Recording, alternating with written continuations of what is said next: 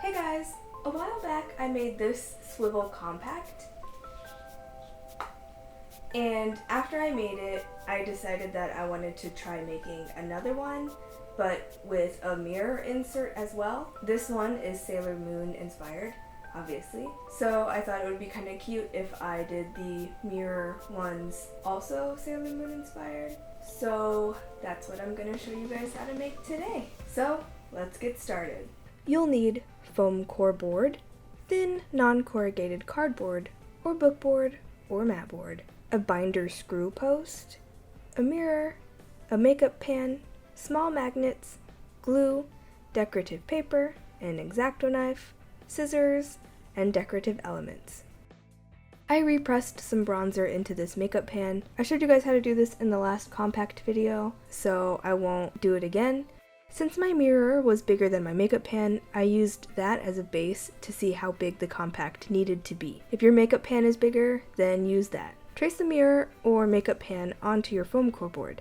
From there, you can draw whatever shape you want the compact to be. Like the other one that I made, this was Sailor Moon inspired, and I wanted to make it into the shape of a cat for Luna. You can do whatever shape you want, just be sure to leave enough room around the outside edge for the magnets and binder screw posts. Cut the shape out, trace this onto another foam core board, and cut that out as well.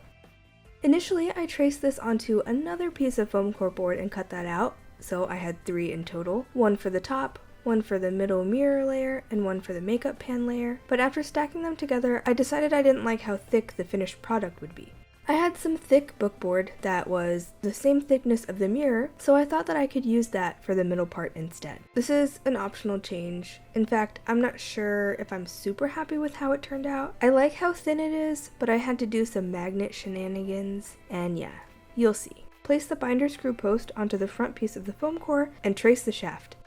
Cut that hole out, trace the hole onto the next piece, and then cut that out, and trace and cut the hole for the last piece. Trace the mirror onto the middle piece and the makeup pan onto the bottom piece and cut those out. Trace each layer onto some thin cardboard and cut them out. Now here's the magnet shenanigans that I was talking about. My magnets are small, but they're not thin. Well, not thin enough to fit into the bookboard piece anyway, so I had to improvise. I ended up bending around and spiraling up a piece of wire that was thin enough to fit into the bookboard, but also still attracted the magnet. I flipped the middle piece over to the back, and directly across where the screw post would be, I cut a shallow hole big enough to fit this piece of wire, and then I glued the thin cardboard backing piece on. Don't forget to cut the hole out for the binder post after this dries.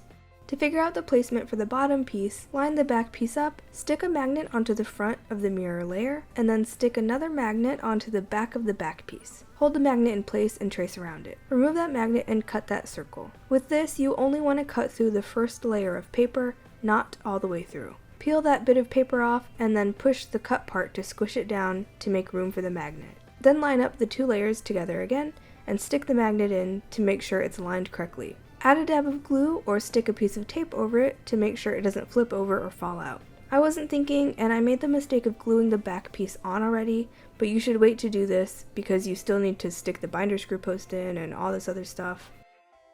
Hold all of the pieces together and place another magnet onto the front of the top piece. Trace the magnet, cut it out like before to make a space for it, make sure it's aligned correctly, and then use glue or tape to secure this magnet in place. Put the pieces together and screw the binder post in. Trace the binder post heads on both sides, the front and the back, and then remove it. Cut around these circles, only through the first layer of paper like before, and then squish down. With this back piece, you should still have the hole for this makeup pan exposed. Like I mentioned earlier, I messed up and stuck the cardboard backing on, so I just had to deal with it.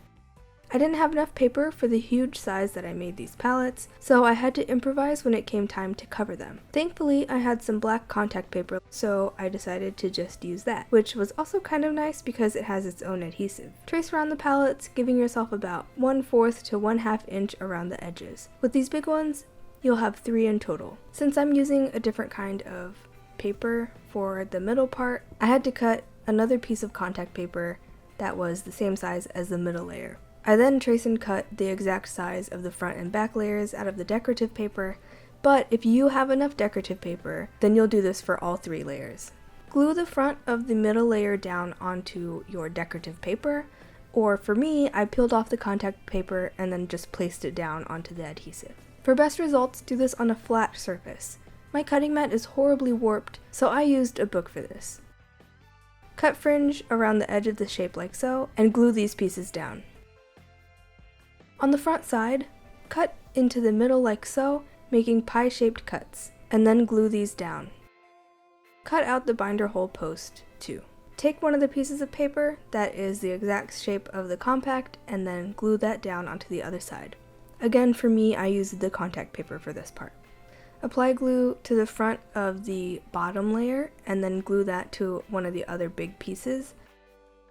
And apply glue to the back of the front layer, and glue that down to the other big piece. Again, for me, I use contact paper. The only parts that shouldn't have anything glued on them yet is the front and the back. Anyway, if you didn't mess up like me, you can cut wedges in the circle of the bottom piece. I'll throw in some footage of the other compact I made where I do this. I had to do it from the front like I did with the middle layer, since I already glued the backing on. Put the layers together and screw the binder post on to secure them together. Glue the thin cardboard pieces down onto the other side of the front and back pieces to cover the magnets and binder screw posts. See, now is when I should have glued the backing onto the back piece.